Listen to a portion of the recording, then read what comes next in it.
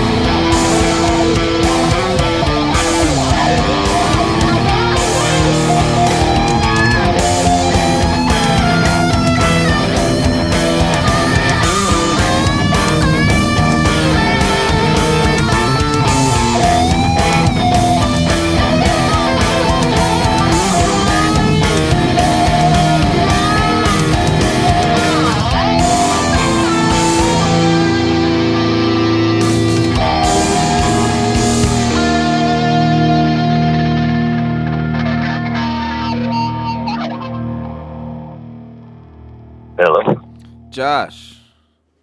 Hey, what's going on, man? How are you, man? How you doing? I'm doing good. How are you doing? Good, man. I'm actually out here working in Temecula right now, so. Oh shit, you're still up there? Yeah, dude. I'm going on week 3 out here, but I'm headed home this weekend, so it's not too much Jeez, longer.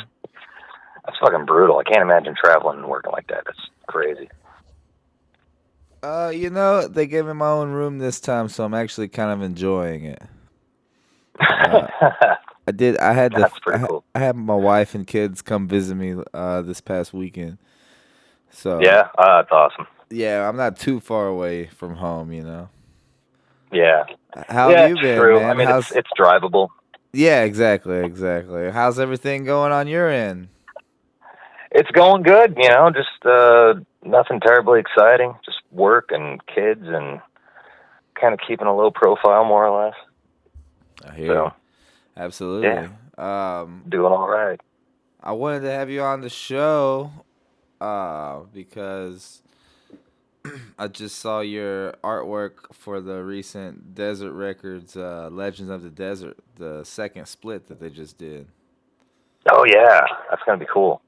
Sick, man. So what can you tell us about that? How did you get involved with Desert Records? Let's start there. Because you did the first one too with Pale Horse, Pale Rider, and yeah. I forget who was the other band on that.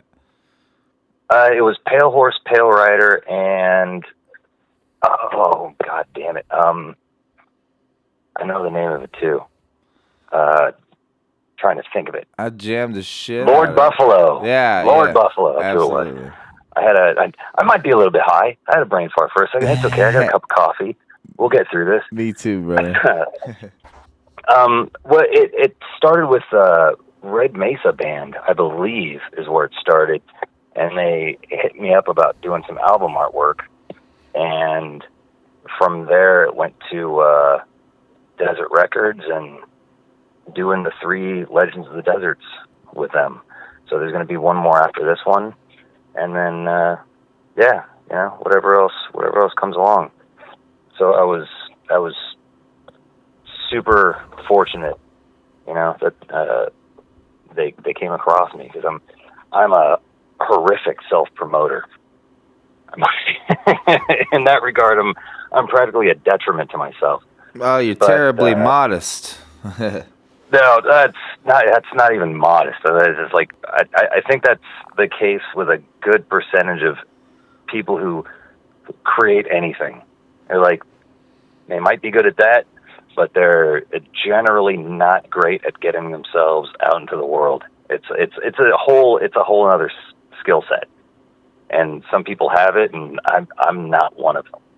So I'm always very grateful when somebody comes across something I do and hits me up and is like, hey, how about working on this album or doing this post or whatever the case may be. And I'm always happy to do it, because that's just stuff I love doing. Yeah, what do you think that is about people that work in the arts? I find it hard to say how much we want to get paid and shit like that, and selling stuff. Believe me, I know it's and there's also no set standard for it. Like, excuse me. Like initially with illustration, I got into comic books when I was really young, and that's what I wanted to be growing up. Like, I just wanted to draw comic books so bad, and I thought it was something like that was just like a given. It was just going to happen, and that's what I was going to do. And I didn't have, there's like no backup plan, no process behind it. Just read a lot of comics, draw a lot of stuff, and I'd get there eventually. But I, come to find out as I got older, there's no standardized pay scale. Like, it's just, you could get paid as little as like a couple of dollars per page, if that, to thousands of dollars per page. And, we're talking like a 22 or a 32 page comic book. So you've got like the well-known name guys in the industry that, and deservedly so, They're not necessarily all my favorites, those guys in that like top tier, but they're really good at what they do, and they deliver on a consistent. You're putting out these books on a monthly basis, and you're always doing like a handful of them ahead of time, so that you're always making your monthly deadlines and release dates. So those guys are making a buttload of money, and you've got other guys who are just like still have to have day jobs. So and it's a matter of what are they willing to give you? What are you willing to like? How lucky do you feel negotiating, kind of thing. So there's no standard for it, and it's I would argue it's probably the same thing with most creative endeavors. Like how would you know what to charge as a musician? If somebody had asked you to record on something, or like I wouldn't even know where to begin with that. So it's nebulous, is what I'm getting at. Oh, absolutely. I mean, just putting it in perspective really fast. By the time you get in the studio, you've already spent thousands of dollars. In regards to music. As far as putting together the proper rig, the amount of practice time that it takes, and then now you're finally in the studio. I mean, you're already in a few $1,000s. And then you get the CD, and you're like, hey, man, you feel bad asking fucking $5 for it. Oh, yeah, exactly. And it also works. It works in a weird way on the illustration end too, where you've got people making music, and they're you don't know, like, coming at them with like a price point, like when you're negotiating that side of it is a whole other thing, because like they're probably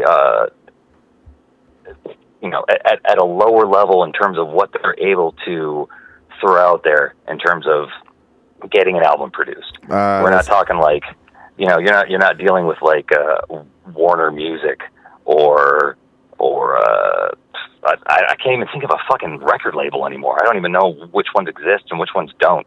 Right. But you're not dealing with like some crazy A-list thing where they're spending like millions of dollars on an album, and they're throwing a few $100,000 into art production and all this shit. Mm-hmm. So you're trying to figure out what you're comfortable with, what they're comfortable with, and being able to move forward and have this whole thing come to fruition. Because I don't want to be the fly in the ointment, the monkey in the wrench, Hans. I don't want to be that to a band, and it's putting some kind of restriction on them being able to see their thing come to life, come to be. And I'd rather facilitate that and be like, okay, yeah, I'll work with you. Let's get this thing made.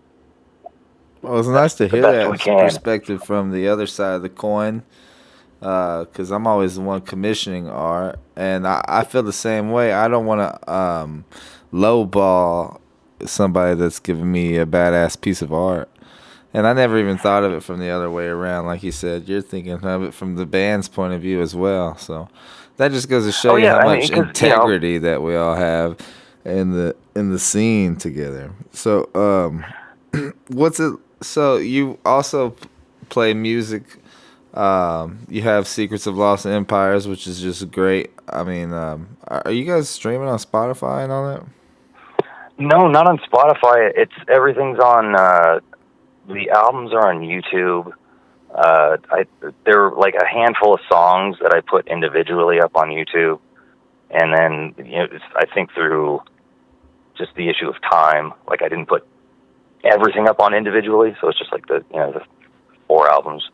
And you do the artwork for that. Bandcamp. Yeah, and I do the artwork for it. And it's on Bandcamp. I haven't even like delved into. It's just like I said, I'm a horrible self-manager. Like, I can make the music, I can make the art, and then when it comes time to like relegating time, promoting and putting things out there and making sure just handling all that end of it is, I could be doing a much better job. But yeah, so I'm not on like Spotify or I don't know, whatever the fuck else is out there, iTunes. I really don't. I'm not up to speed on all the streaming stuff. It's all good, brother. I'm just now catching up with everything myself. I know, but Bandcamp is the best platform, I believe. You know, you can stream Bandcamp it. is fantastic. If like, you have I your buy stuff up through there, all the time. people can stream it for free. If you have it set for free, and then they can pay you as much as they want. They can buy your merch right there. It goes straight to your PayPal. You know. Yeah, it's awesome. Like, I've got all the prints that I've done, at least within the past couple of years, and minus like whatever commissioned, album stuff I've done, of course, but just the prints I've done on my own that I want to use for like Secrets of Lost Empires. I've got all those on Bandcamp, so that was cool to see that. Oh, I can sell posters through there. That's fucking great. And I love the artwork. Yeah, it's a fantastic platform. I dig it. I love the series of artwork that you have for the Secrets of Lost Empire albums. Oh, thank you. Yeah, man. Yeah, I like. When you're, no, I was gonna say I like the psychedelic weird shit. It's kind of like a Frazetta vibe. I feel like you're almost like the Eric Roper for like you could be that for the Desert Records. You know how he does all the like High on Fire shit. Are you familiar with him? I've seen his work, but up until I heard the name, I was not aware that was his name. Oh yeah, man, Eric Roper's sick, dude. He does a lot of killer work. Yeah, there's like I love, man, and I get it for like on a financial level, time level. I understand in a sense why a lot of album art is just like photoshopped shit or some pictures, which again would just be photoshopped and like whatever kind of collage or generic design work shit that goes on with albums anymore. And movie posters too. I remember, like, not to go off on a tangent, but like Drew Struzan, who drew all the movie posters from like the early, all through the 80s. Okay. Like, all the Indiana Jones posters and Goonies, and right. It was all Drew Struzan. The guy was amazing. Yeah. Now every movie poster is like 4 heads and a title. And it's like in a tagline, and it's like, okay, I see that Samuel Jackson and whoever else is in this, and there's the title of the movie, but there's like no art to it whatsoever. But yeah, I mean, I've always loved like classic rock album art, because those were the few that had that.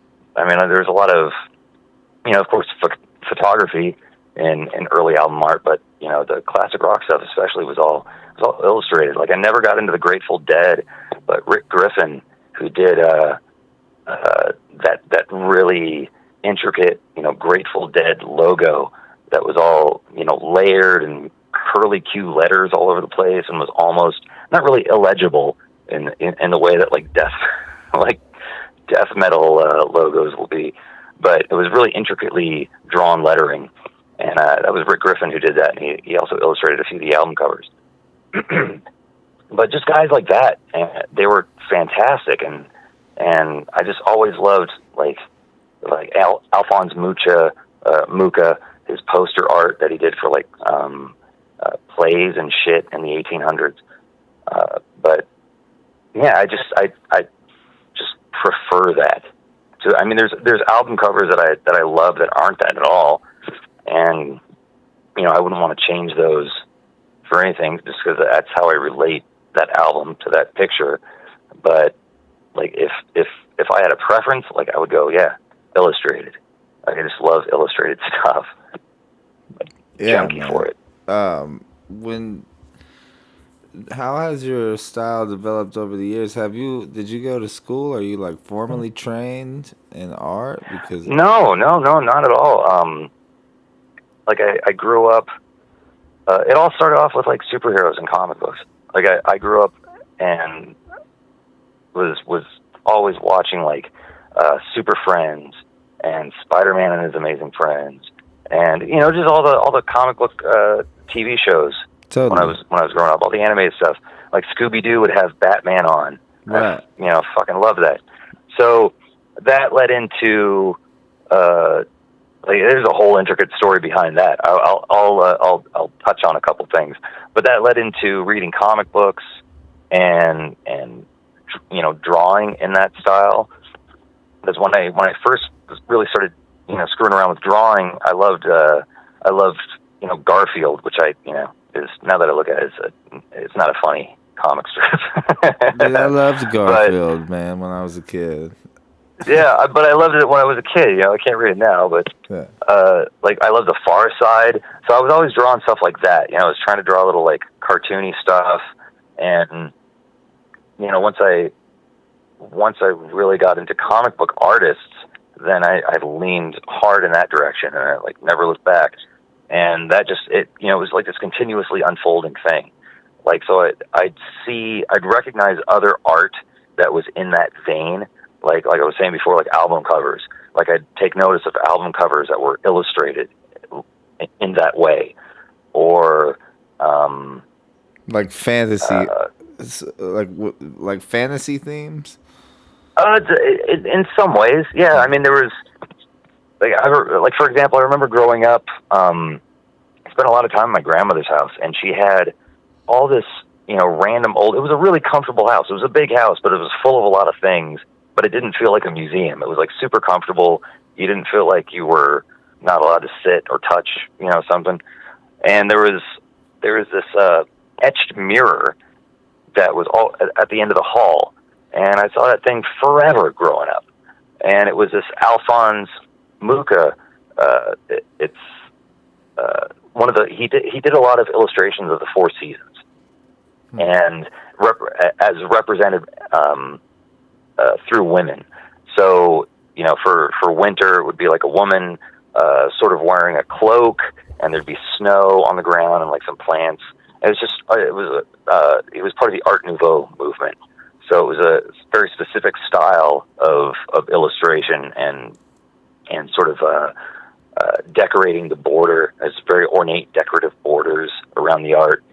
But she had one of his interpretations of the Four Seasons, and I think it's spring. I'm looking at it right now. She's holding flowers, and I always loved it. It was just this gorgeous piece. I loved the way it was illustrated, and didn't know who it was or anything about it up until I started doing stained glass when I was in my 20s. I started working for John Longo, and he had an art glass shop, and he had these art books that he used that he sort of used as a reference or inspiration for when he designed certain windows.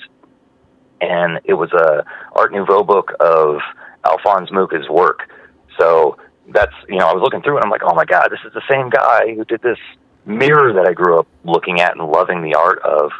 And, just as an example of other things that I noticed, because there's a lot of comic book artists who were heavily inspired by Alphonse Mucha. And so just noticing art that was in that illustrated vein, because even comic book artists were not of a certain era, like the 70s and 80s, mostly the 70s and prior decades, wanted to be advertising artists.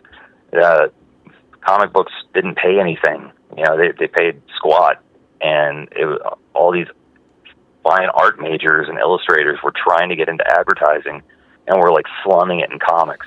So guys like Neil Adams, who were just amazing illustrators, the characters had such expression and just the lifelike quality to it. It wasn't just kind of cartoony looking at all. He revolutionized Batman comics and inspired a whole slew of illustrators that came after him. So there was just the love of that type of art. I like paintings and stuff, but those don't do the same thing for me as looking at an illustration I love. Like a Frank Frazetta or a Bernie Wrightson for an Alphonse Mucha. Those, there's just something about it. Those are, it's just a flavor that I can't get enough of. And Yeah, I I'm sort of looking at eschew the. everything else for it. I'm checking out the Alphonse Mucha Four Seasons stuff right now. There's a lot of different variations of it, and I can really see. I can definitely see the influence in some of the work that you've done, like especially your own album covers for Secrets of Lost Empires. And now that I'm looking at this, man, I can recognize this in another guy's work that works in the Doom scene, David Paul Seymour. You ever check his stuff out? Yeah, I have. He's got some great stuff. He does the Four Seasons as well. Oh, really? I don't think I've seen those. So he's I've seen probably, his album cover stuff. you guys probably have some of the same influences. And Oh, I'm sure. and they are working on a Planet of Doom film, an animation film, and that's been in the work. Awesome. That's been in the works for about 5 years, and they post little clips of it and shit. It looks like it's gonna be so badass. But yeah, no, I'm just checking out the Alphonse Mucha stuff. It reminded me of that. So Yeah, that's awesome. absolutely, Man, animation, dude. I mean, I love animation. That's a painstaking pain in the ass, though. you have to be pretty dedicated to what you're doing to make good animation. Like I said, man, they've been working on that for 5 years. So Yeah, it's like, good God, I don't doubt it. That's a process. So when you're Like, even just sitting down and illustrating something is a process. when you are drawing your own artwork, is it easier or more difficult than if you were to just draw another band? Like if somebody comes up to you and gives you a bass idea, is that how it usually goes down when you were approached for like let's use Desert Records for an example. Sorry, this is like a long-winded question. Let's start with this. How did you get involved with Desert Records? Did they approach you? Oh no, wait. I'm a little high too. You already told me. No, that's cool, man. It was Red Mesa, and then they. So no, my follow-up question was, when you did the artwork for the first Legends of the Desert, is that how they laid it out to you? Like, we're gonna do 3 of them, and we want you to do all 3, or was it like the first one went well, and then they came back to you for the second one, and then decided to do the third one? It was a little bit like heroin, where it was like the first one is always free, and you just keep coming back for more. No, they asked me to do. They asked me to do all 3. They wanted, like, he had this idea of coming out with a series of these 3 records, these 3 splits with 6 different bands, and he just wanted like a through line, like a consistency with it. So we're just going with like the Old West theme. So that took a little bit of kicking around, because some of it, it's just like communicating anything. Like, you've got to sort of work out. You might have an idea in your head, but especially if you're dealing with somebody, you're talking to somebody that you just met or somebody completely new to the situation. It just takes some fleshing out to get all the ideas out there. So, I'd come up with a couple of things, and it was like, okay, that's too, it's too leaning towards, this direction. Let's, cut back on that a little bit and go towards this. So, like, once I had the full picture of, like, okay, so it's sort of like this supernatural, southwestern, but not overtly, not in like a typical sense where you're dealing with like the typical spiritual or supernatural aspects of the Southwest. So once I sort of had that idea, once that concept was down, then it was relatively simple. Once I knew what they wanted in terms of like the layout. Like, I didn't have, like, with the first one, I didn't have the layout initially. Like, I drew this really elaborate, like just what you see in the illustration, where it's the sort of ghost soldier or cowboy on the horse. That can be interpreted in like a bunch of ways. Oh, But I'm you thinking know, of the you've got him second. sitting on the horse and that sort of arch background. Like, I initially had something a lot more elaborate. Like, there was a whole forest and a sky behind it and this ornate sort of border. And the other bands had, the bands on the split, one in particular, I think it was Lord Buffalo. A member of Lord Buffalo does all of their artwork. And I totally understand how that goes. Like, I definitely have like themes in mind when I'm doing the art for Secrets stuff. So I totally understood that. And he took the illustration and added his own sense of layout to it. And once I had a better idea of like, okay, that's the direction they're going, then that's where I went with the second one. You know, so instead of doing like a full background, I just kept to like a smaller insert image, Right. and you know the image over that. You know, so just the way it's laid out. No, I totally dig different. that style. Very minimalist background, and then it focuses on the main picture in the center. Yeah, and you know, it's not something I would have immediately thought of, because my tendency is just kind of go batshit crazy with it, and just like, oh, there's space here, let's fucking draw something on it. Let's fill it up with stuff. So it was a cool experiment in minimalism. So yeah, sometimes it's hard to, pull back on that. Like you say, you just want to fill the whole paper up, and then it can be. I mean, it's one of those. To give it some space, Oh, absolutely, and it's not that it's something I haven't done, but I think in the way they wanted it done wasn't an approach I would have thought to naturally take. Like, I would have put a different spin on it, but again, and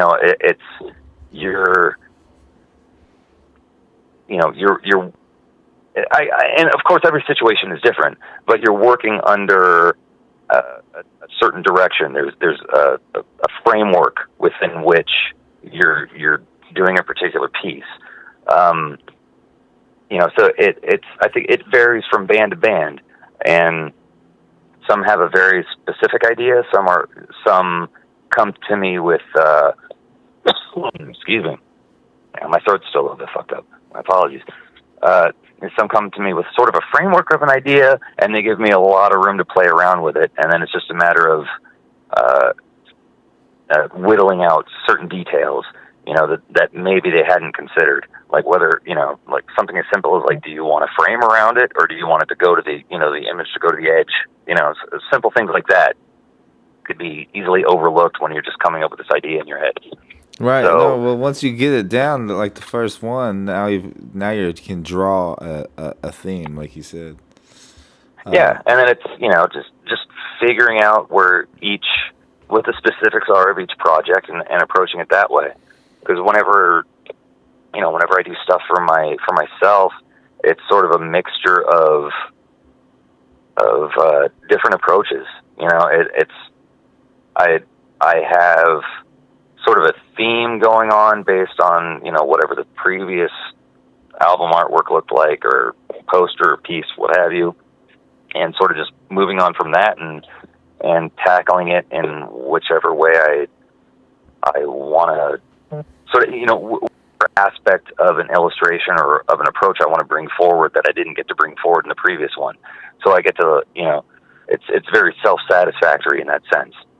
I definitely dig the space cowboy sort of vibes that it's putting off, man.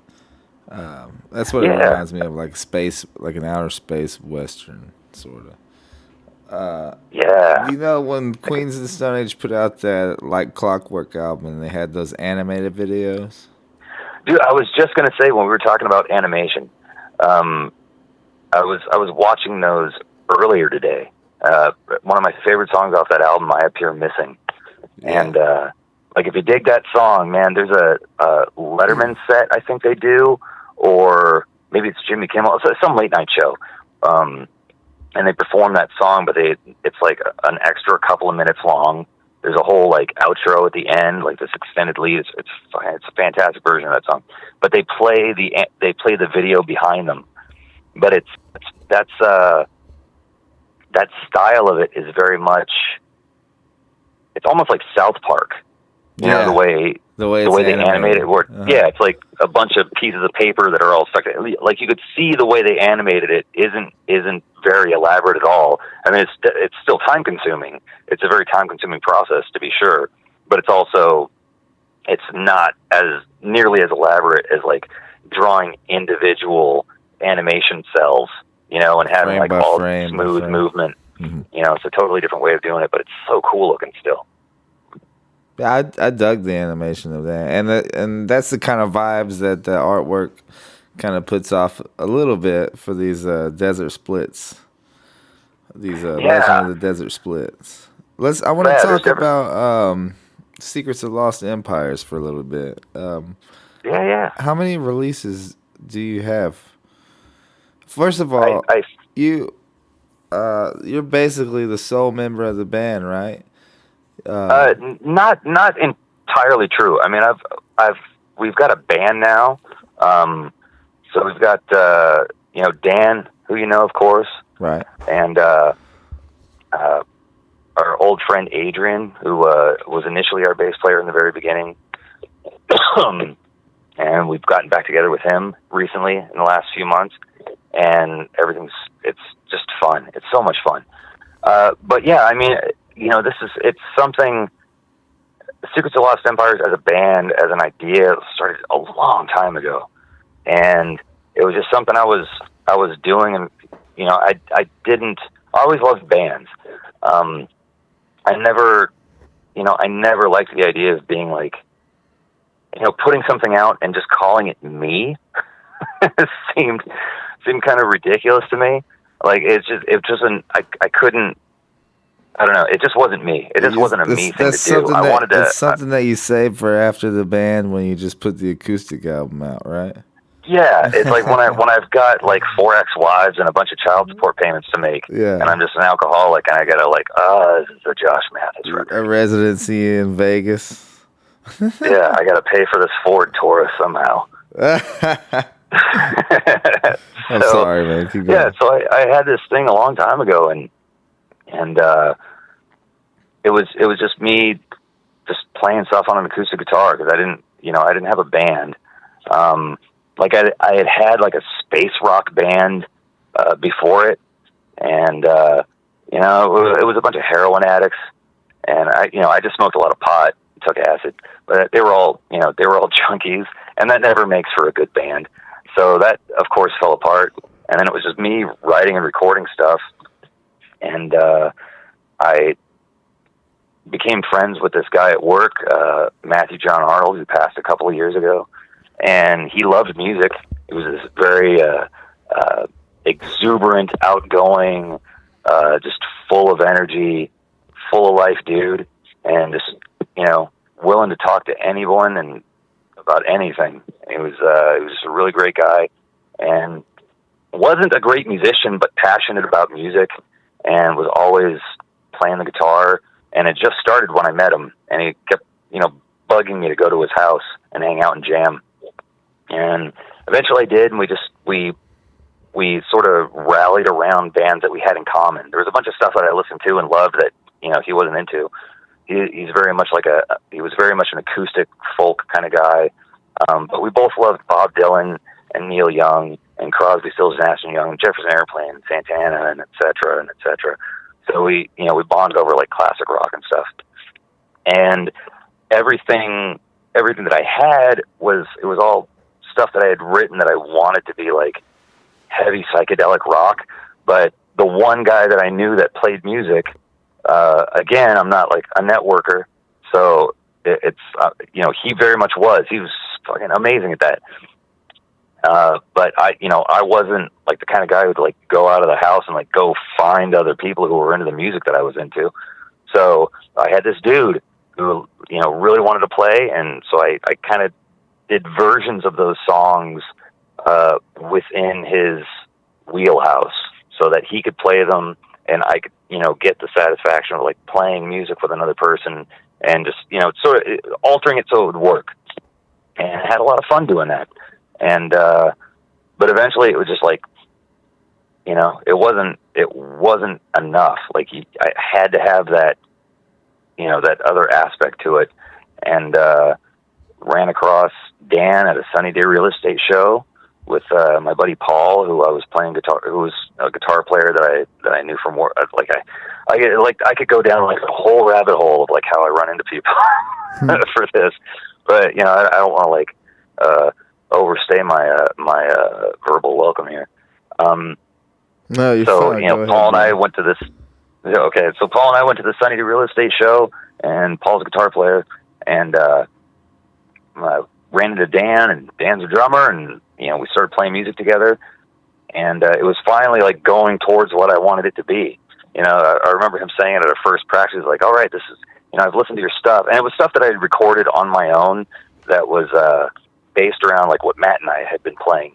So it was a lot more like rock, folksy vibe to it, like all those bands that I mentioned.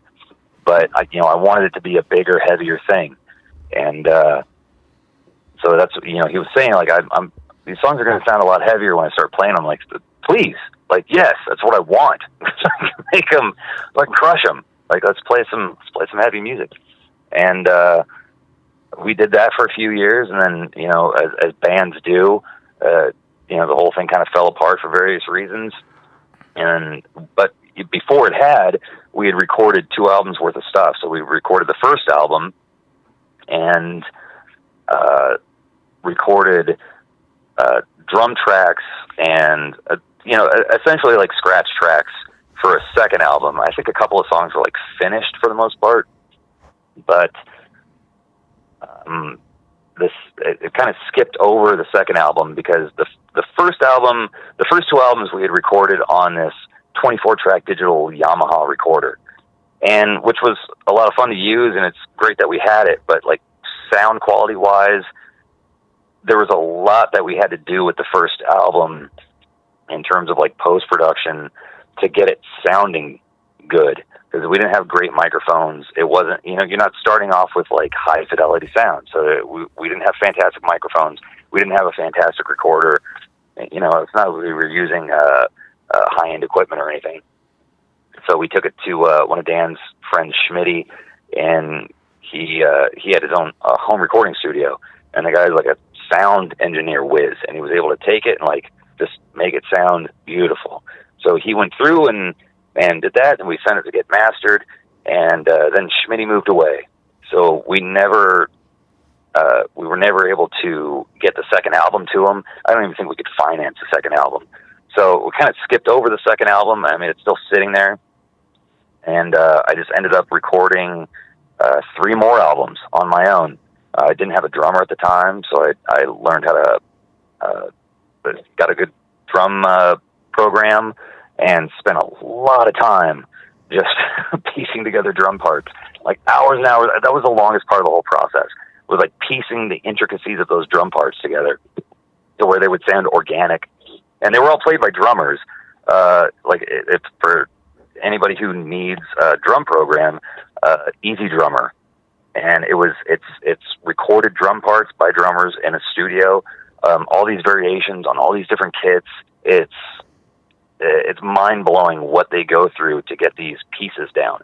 And so you can get different genres and differently like packs of genres and just it's different drummers, and then you just take what you need and you sort of piece this whole elaborate puzzle. Like it's mind blowing what, like when you look at, especially when you're doing like psychedelic kind of proggy music, like just how many sections you need and how much you need to chop this thing up and just like piece it into this like perfect thing. So I did 3 albums that way. And did you play the bass again, as well it was on these albums? Pardon? Did you do the bass as well? Oh yeah, like just did everything, and it's a lot of fun doing it that way. I really enjoyed it. It's to me, it's a lot more preferable to go in with an idea that I have, or even if it's like a finished piece.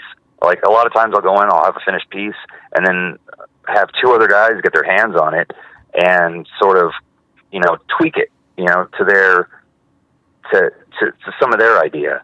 And, or like, hey, what if we do this? Or what if we like skip a, all the little things that come up, and as you well know, in songwriting, like all the ideas that you have. So I love the organic nature of that, of being able to work off other people. And it's as much fun as it is to do it all on my own. And as much as I did come up with all kinds of ideas that I didn't have going into it, just playing off myself, there's something there's a lot that I miss about being able to work with a group of people and just collaborate. And so since we've gotten back together as a band and have started learning all this material, that all this backlog of material, I'm really looking forward to being able to sit down with these guys and just start writing new stuff. Like I love that. I love just coming up with riffs and melodies, and that's the super fun part of it. Besides being able to play it live. So, man, it's like everything you just said, I totally agree with, man. I've been doing the same thing for such a long time, doing, besides this last album where I did everything by myself with the drums and everything, I've only been recording with drummers in the past, and we've put out about 3-4 albums with just the drummer, and then I always do the bass and everything else. And like you said, yeah, I'm just totally looking forward to sitting down with these guys and just jamming, man. It's just been such a long time since we just jammed together, So oh yeah, I know it's the struggle of going solo, So and it allows for things to happen that wouldn't normally happen, like that you wouldn't physically be able to do on your own. There was a bass player that we were playing with for a little while early on. His name was Lee, and I remember we were sitting, like Paul, Lee, and I were sitting together, and he was showing me something on guitar, some riff that he'd come up with, and I started playing like a melody line over the top of it, and then Paul started playing a melody line over the top of that, and it just became this whole other beast, like this interweaving these melodies and these riffs, and it just became something wholly different than what he came in with. And that's not something that you can easily do on the fly on your own. Like, you can have a riff going in a loop, but and be able to, sort of experiment with different melodies over the top of it, but all at once like that, and be able to mold it and shape it without having to keep going back and like rewinding a tape, or it's a much more organic thing, and you don't have to, you're able to put all of your thought process into the creation of it, and you're not having to sort of separate yourself to the technical aspect of it, where you're trying to figure out how you're going to play over yourself and work that whole thing out. It almost gets boring, dude. You get makes you lazy almost, Playing with a band gives you that energy, Oh yeah, but I would also argue it depends. Like there's definitely moments where, like the most recent album I did was all instrumental, and I would be very comfortable saying like 50% of that I wrote on the fly. Like all the songs for the most part were there, but then there was always, I would realize that I didn't have quite the time length that I wanted. I'm like, oh, this riff or this piece is a lot shorter than I thought it was, and I wanted to give it more breathing room. There was just a feel that I wanted for it, and I would listen to it. I would listen to it and kind of get the feel of it in my head and think of where I would want it to go from there. And then I would write a drum part for it, and I would program the drum part for it and drop it in.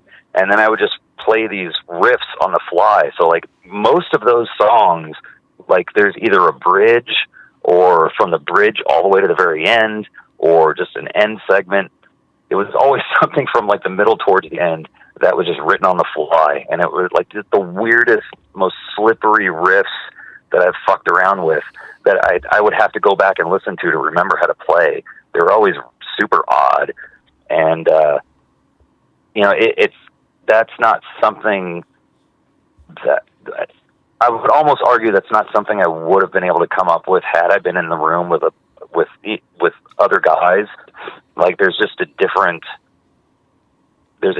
dynamic going on, and at least with the setup that I have now, where we're a 3-piece, so it's guitar, bass, and drums, and a lot of that stuff was like 2 guitars, 2 rhythm guitars playing melodies and stuff going on, and like lead guitar. So I'm just dealing with it's a different dynamic that I'm dealing with now, but I don't know. I think that environment, as limiting as it is, as opposed to playing with a group of people, there's also things that can come from it that might not otherwise happen with a group of people. I mean, it's like anything. It was like a give and take to it. But if given the option, I'm always like, yeah, throw me in a room with some people and let's pass a joint around and like write some music. Hell yeah. I got a couple more questions for you, Josh, and I'll let you go, man. Absolutely. So these albums look so beautiful, man, and the songs are great. I mean, the artwork is just fantastic. I'm looking at them right now. Each one of them have got their own, like, colors and stuff. It almost reminds me of the Baroness, their album covers. Yeah, that guy's amazing. Have you ever? Is this not on a label? Is it? No. I just put it out. I just put it on Bandcamp. It would look so good on some 12-inch vinyl, man. Oh, I know. It's long, but I don't even collect records. But I grew up with records. It's long been a desire of mine to like, even if it's like a limit, like 20 of them, like just to say that I put out some stuff on vinyl would be fucking amazing. Absolutely, man. Yeah, I mean, I remember like when I was young, growing up, I was listening to my mom had, they had a whole, there's a closet full of albums, and it, like Cream, Disraeli Gears, and just looking at that crazy psychedelic album cover, and yeah, I mean, it's just. I've just recently started collecting vinyl, man.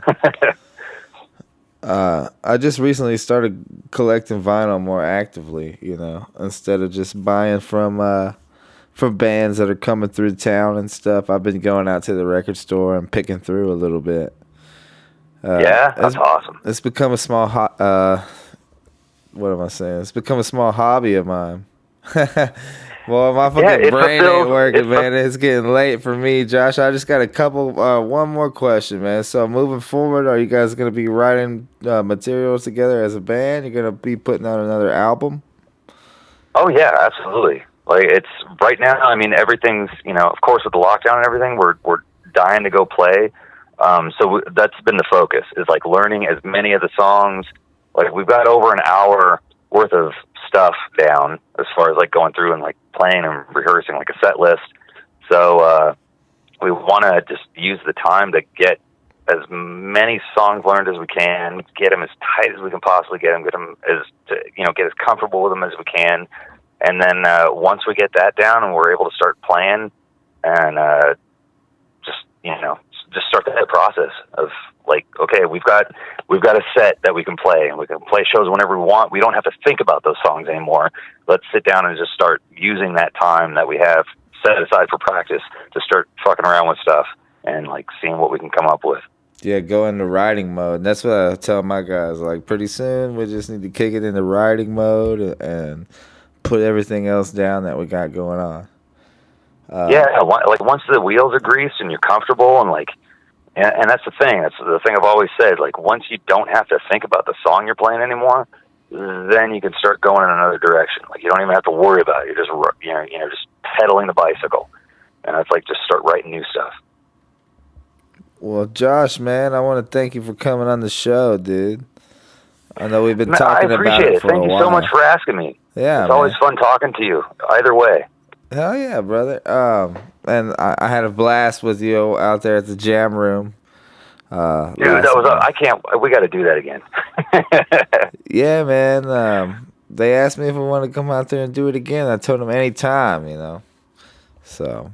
Yeah. So yeah, man. Let us know when you get back into town and get situated and comfortable, and you got free time. Because I know it's a hell of a drive for you.